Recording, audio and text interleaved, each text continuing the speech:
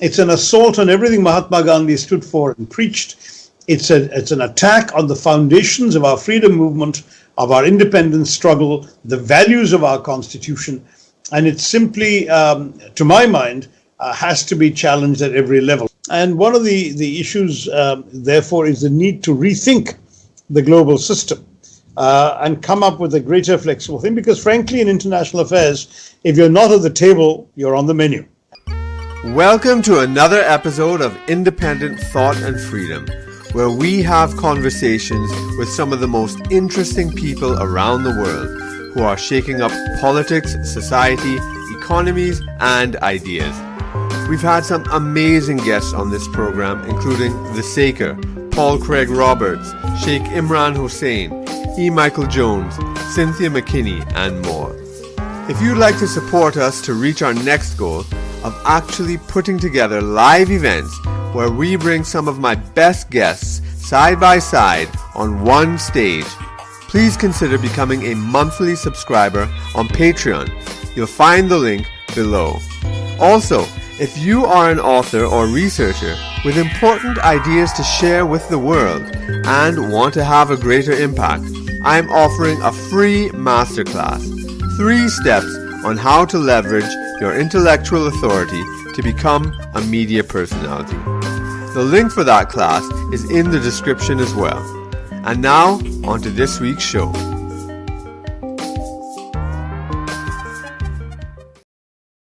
Welcome to this week's episode of Independent Thought and Freedom. India is the world's 3rd largest economy today, after the US and China. But it doesn't wield the political and economic power in world affairs commensurate with its weight. Compared to smaller economies such as Russia, Israel, Turkey, or even Iran, for example, let alone China, India's influence arguably pales in comparison. At a time when the world is in turmoil, from Hong Kong to Iran to Syria to Venezuela, this is significant. However, India has been undergoing a tremendous transformation domestically, with Narendra Modi and the BJP establishing its political dominance in a shift toward Hindutva nationalism. This parallels shifting political paradigms all over the world, from centrist liberalism to populist nationalism. What role, if any, will India play in the current reshaping of the world that is occurring before our very eyes? How will India reshape itself? Today, my guest can perhaps answer this question better than anyone else. I'm honored and pleased to welcome Dr. Shashi Tharoor, Member of Parliament of the Republic of India since 2009 and former Minister of State for External Affairs and Minister of Human Resource Development. Before getting involved in politics, Dr. Tharoor had a most distinguished career as a diplomat at the United Nations, last serving as Under Secretary General.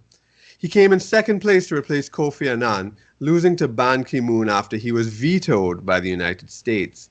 Dr. Tharoor is also an acclaimed writer, having authored 18 best-selling works of fiction and non-fiction since 1981, and has written hundreds of columns and articles in publications such as the New York Times, the Washington Post, Time, Newsweek, and the Times of India. Throughout his career, he has received too many awards to mention, but I'll just note the Commonwealth Writers' Prize, the Global Leader of Tomorrow at the World Economic Forum in Davos, GQ's Inspiration of the Year Award, New Age Politician of the Year Award, Digital Person of the Year Award, Peter's Person of the Year, and it goes on and on. There will be more to come, I'm certain. Welcome, Dr. Tharoor. Thank you, Kirk. That was a very generous introduction. Appreciate it. Thank you very much.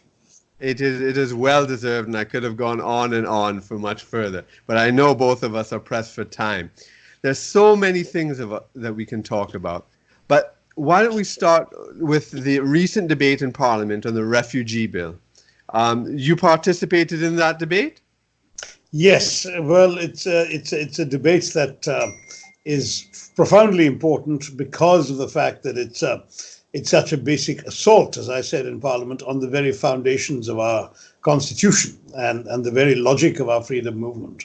You see, when India fought for freedom from the British, the freedom movement split not on ideological grounds of Marxists versus capitalists or whatever, not on geographical grounds of Northerners versus Southerners. It's split on one simple issue. Should religion be the determinant of nationhood? So those who claim that religion determined their nationhood, that was the idea of Pakistan, they formed Pakistan. And those who rejected the notion that religion had anything to do with nationhood, starting with Mahatma Gandhi, Jawaharlal Nehru, Maulana Azad, Dr. Ambedkar, you name your independence hero, they all said, no, our struggle is for everyone's rights, and we will establish a country where all are free and equal. And they wrote a constitution to reflect that. So Pakistan became an Islamic republic. India defined itself as a secular state, not in the sense that it distanced itself from religion, but rather that it allowed all religions to flourish, to proselytize. Every individual had the right of worship and so on. Religion was not a litmus test for who you were in this society or in the eyes of the state. Unfortunately, what was once a fringe movement, the Hindu mirror equivalent of the Muslim League that created Pakistan, that movement grew in the last decade or two of the 20th century under a new political party then, the BJP, founded in 1980, but which was heir to this somewhat chauvinistic Hindu set of beliefs. And they've gained in popularity and success, come to power, been re-elected this year, and they are quite openly pursuing an agenda of what we know as Hindutva, which means essentially Hindu-ness, but in fact is part of a larger project of turning secular India into a Hindu state, the way in which Pakistan has become a Muslim state. It's sort of a Hindutva version of the idea of Pakistan. And that's why this debate was so important, because this bill is one piece of a larger architecture that is designed to transform India into something it has never been since independence.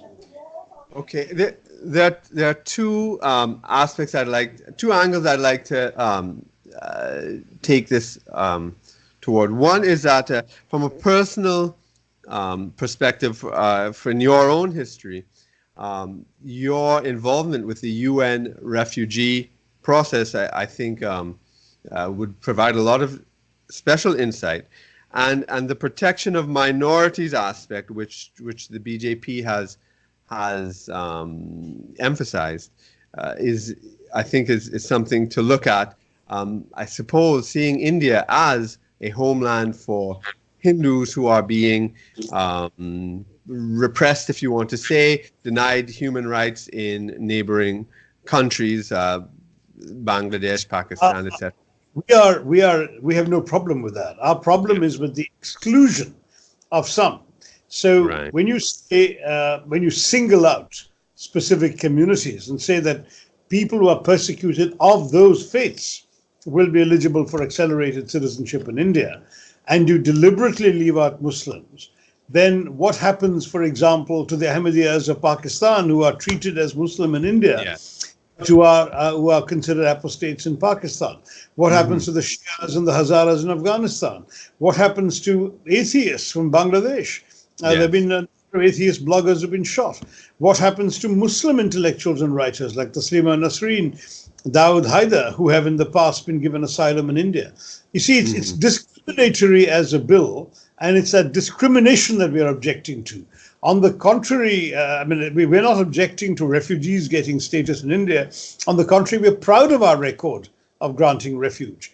In fact, most Hindus look back on Swami Vivekananda's famous statement in Chicago in 1893 at the First World Parliament of Religions, when he said that I'm proud to hail from a civilization that has given refuge to the persecuted of all religions and faiths. Yeah. Now, had the BJP wanted to cover itself in virtue, it could have made that proposition into law, instead of which it has essentially said it will only give it if you're not a Muslim. And this gets further compounded, Kirk, by a separate and clearly related effort called the National Register of Citizens, or the NRC, which has exercised in getting people to document, to provide documentary proof that they are citizens of India. Now, the combination of the two bills is disastrous because the vast majority of Indians, particularly poor Indians, slum dwellers, village dwellers, and so on, do not have documentation. Birth certificates were not widespread in India till well into the 80s. And so many people, including in Mr. Modi's Council of Ministers today, are unable to demonstrate that they have proof that they are citizens of India, that they were born in India, when they were born, who their parents are, and so on. Now, it may seem to you to be an absurd proposition that the government would question 130 million people. But the fact is that that's what they propose to do. Very clearly, those who are excluded will now become eligible under the CAB, the Citizenship Amendment Bill that's just passed, to be excused unless they're Muslim. That means that the only people in India who risk being disenfranchised if they don't have adequate documentation are the Muslim Indians. That, to my mind, is completely pernicious. It's an assault on everything Mahatma Gandhi stood for and preached. It's an attack on the foundations of our freedom movement, of our independence struggle, the values of our constitution. And it simply, to my mind, has to be challenged at every level. We've challenged it in Parliament. I know there's a lot of disturbances and agitations in the streets right now. And then in the longer term, it's going to end up being challenged, I'm sure, in the courts. All right. Now, I want to just add to what you're saying about India historically providing refuge. And the Zoroastrian community may have been wiped out from the face of the earth had it not been for the Parsis coming to India and the Dalai Lama and Tibetan Buddhism. Yes, that is certainly part of India's record.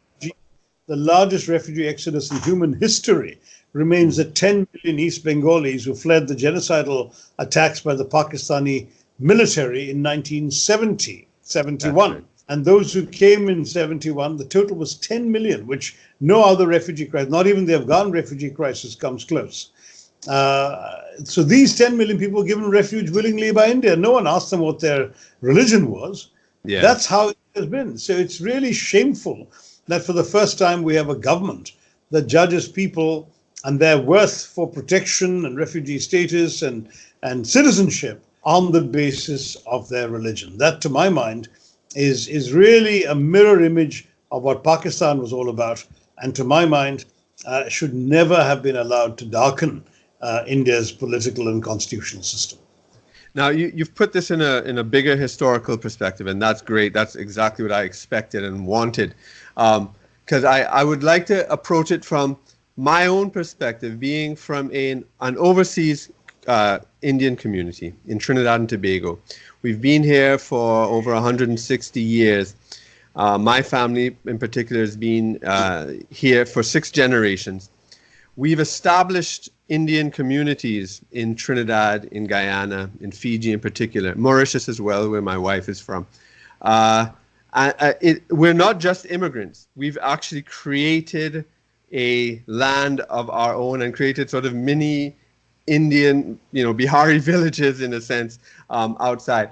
But it was especially in Trinidad, Guyana, Fiji, it was a tough process. It was a lot of struggle, and I will tell you that from our experience. And V.S. Naipaul has written about this when he was in Africa and so forth.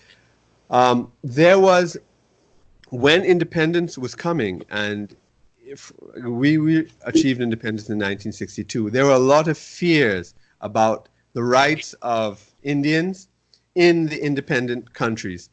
And we felt that Nehru abandoned us. We felt that Nehru made a statement in Parliament that the overseas Indian communities basically had to fend for themselves. They were in these other countries, and India had no place. And that was something really felt where the Indian communities felt abandoned.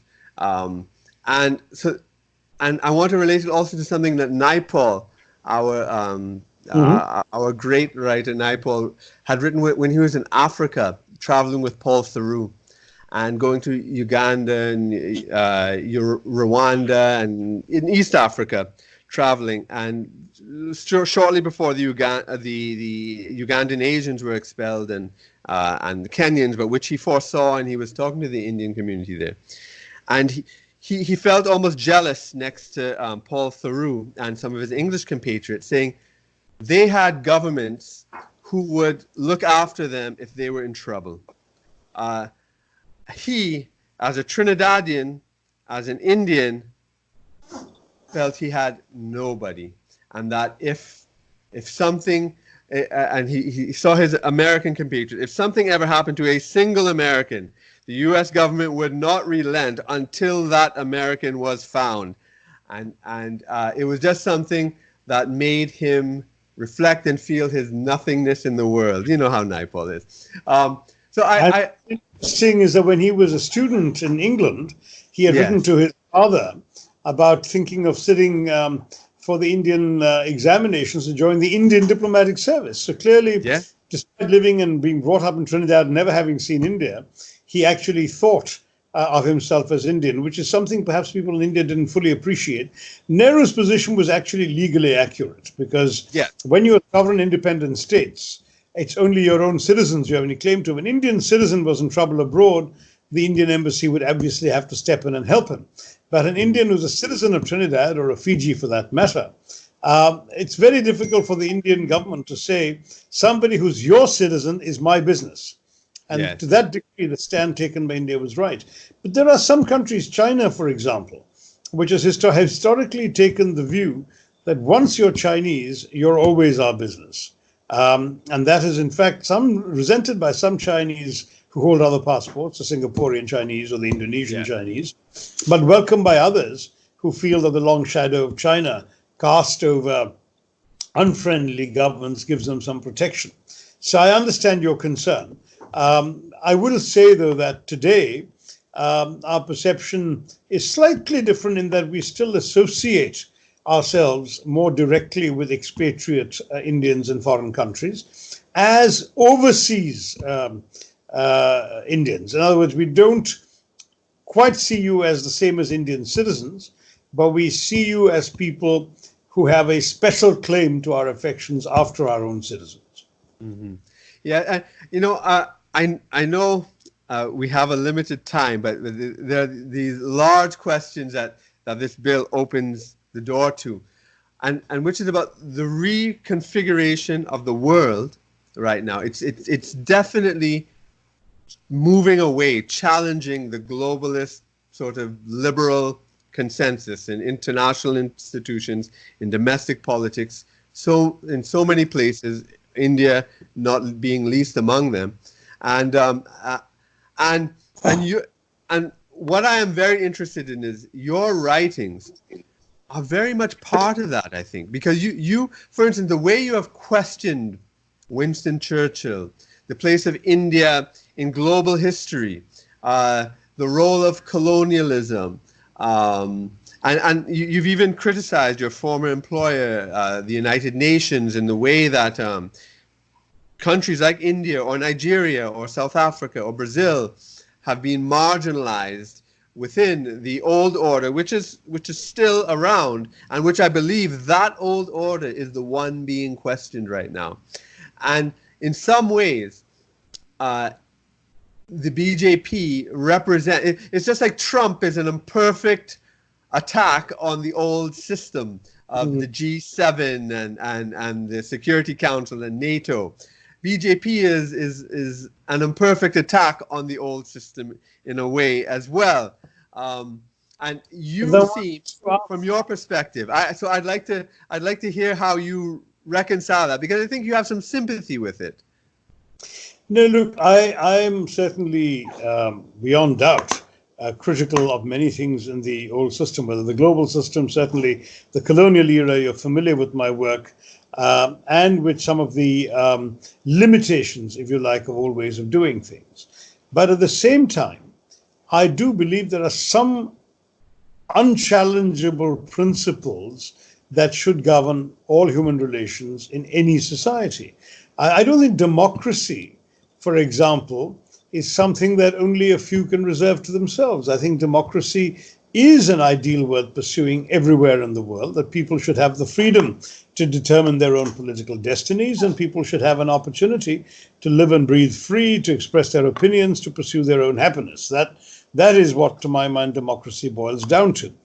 I also believe that you should not be judging people by any attribute they can't help having. The color of their skin, their place of birth, their gender, their citizenship, their religious affiliation. 99 or 98% of the people in the world simply happen to be in the religion they were born in. Not very many people convert or go through a whole, philosophical epiphany. Some do, but most of them do. So to judge people by that, rather than by the content of their character, in Dr. King's famous phrase, by what they do, what they say, how they say it, that, to my mind, is terrible. There's some Hindus who are utter pains in the butt, as far as I'm concerned, and there are some Muslims or Christians who are very good friends of mine. Equally, absolutely, the same phrase would apply the other way around.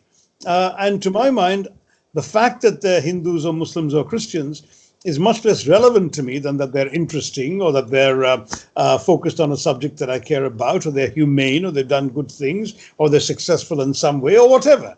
In other words, it's human characteristics that we actually relate to. We just like being around some people. The problem is with the BJP that they have taken a country that was built on that sort of principle, a country that seriously incorporated into its daily life and its political life a sort of live and let live approach, and they've made it into something much more narrow-minded and bigoted. That's what I object. I have no problem with the government, challenging all ways of doing things, from whether you want to stick to certain British conventions or practices. Why should you necessarily? To whether you want to have, let's say, a tax year the British established. Why can't you have a different tax year matching the calendar year, whatever? I'm very open to the government saying these are things that are better and more efficient. What I'm not open to, because that's where they cross the red line for me, is when they attack people on the grounds of religion, when they try and stifle free speech and dissent, when they try and take this very large and accommodative society and civilization and dumb it down or reinterpret it more narrowly into something it was never meant to be. I'll give you one very interesting thing that I've always valued in my life from Swami Vivekananda, who in his the same famous speech I cited a few minutes ago, he said, I'm proud to speak of a faith, speak on behalf of a faith, he was representing Hinduism at the World Parliament of Religions, that has taught the world not just tolerance but acceptance. Now, I read that as a teenager, and the more I've thought about it since, the more profound it seemed to me. I don't know about you, but I went to schools like many of my classmates in India where tolerance was taught as a virtue. A tolerant king was a good guy because he let other people be what they wanted to be.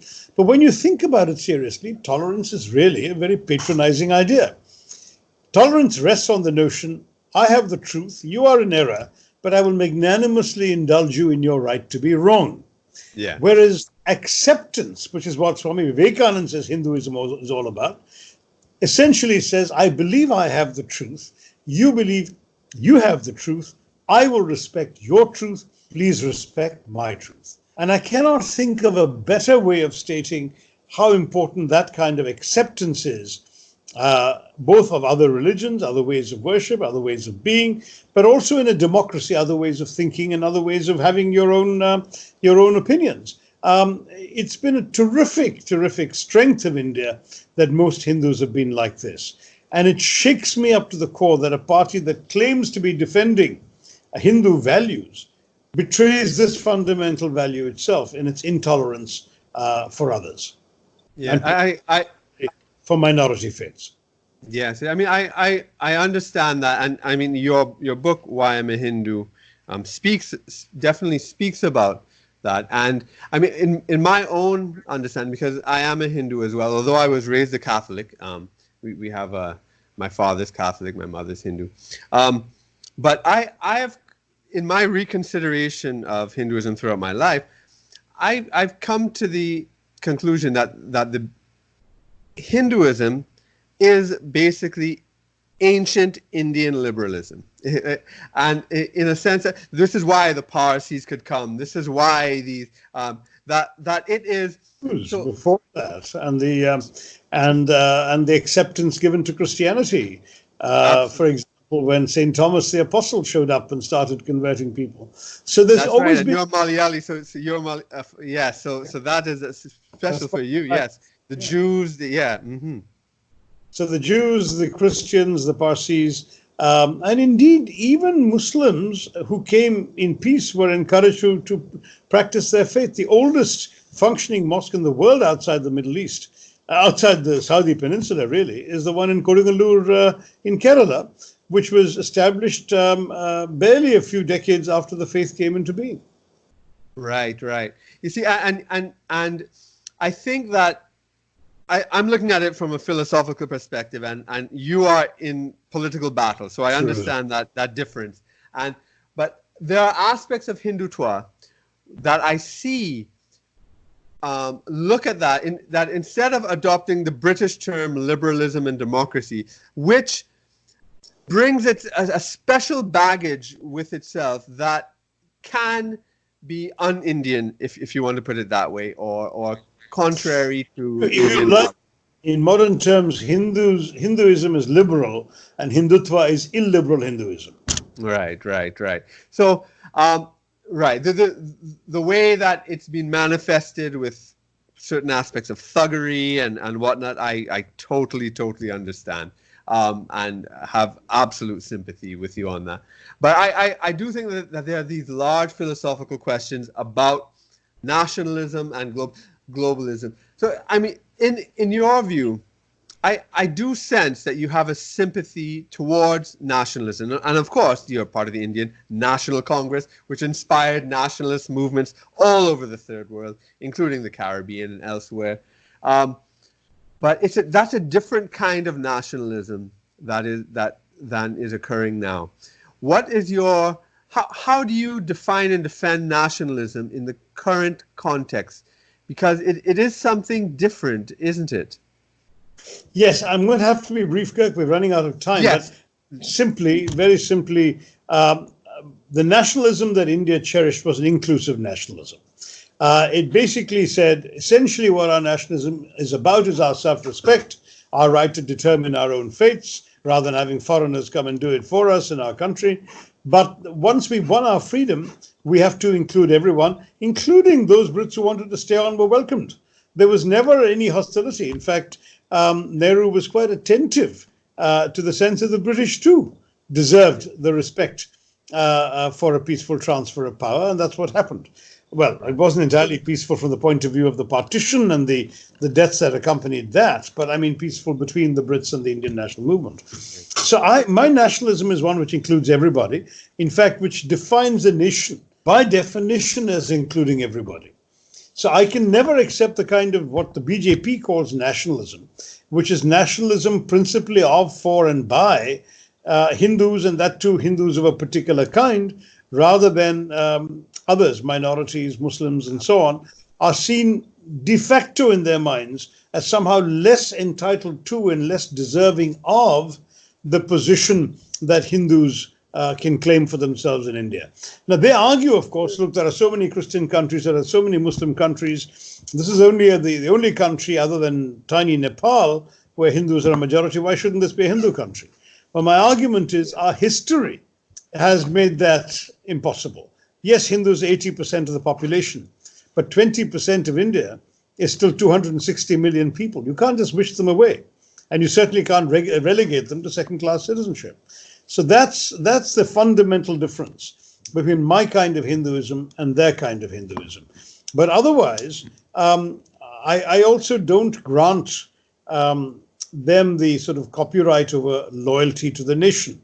I, in fact, rather enjoyed George Orwell's distinction between patriotism and nationalism, in that patriotism is love of your country, because it's your country. You were born in it, or you grew up here, and you feel that it's the greatest place in the world because it's yours. And that's like loving your wife or loving your parents. To somebody else, they're not the greatest people in the world, their own parents are. But the fact is that kind of feeling for your country is normal. Nationalism, he says, is something that's often and always, indeed, he argues, defined against somebody or something. So when you have nationalism against a foreign occupier, that's understandable. But when you turn your nationalism against people within your society, minorities, or particularly Muslims, or people who don't agree with you, or liberals, or whatever, then that nationalism becomes a dangerous instrument. Yeah, so I definitely will appreciate this, and I respect that we have to cut this short. As a closing statement, instead of exploring it the way, perhaps we can do it another time, hopefully, but as a closing statement, what implications would you say this has, your view, has for India's place in the world as it's reconfiguring itself, like among the BRICS, among the challenges to the old system? How would you say your view? Because to me, this BJP nationalist view does have an implication that India should have some sort of leading role among nationalist countries or whatnot, whereas the global liberalist view sort of sees India as at least critics say that it puts India in a secondary position to the West. I'd like to hear your view. Actually, this is the subject of my next book coming out next month. It's a co-authored book. It's called The New World Disorder and the Indian Imperative. But I've already written about this larger issue from a purely Indian perspective in a book called Pax Indica, which came out 7 years ago. Penguin has it, and I recommend it to you.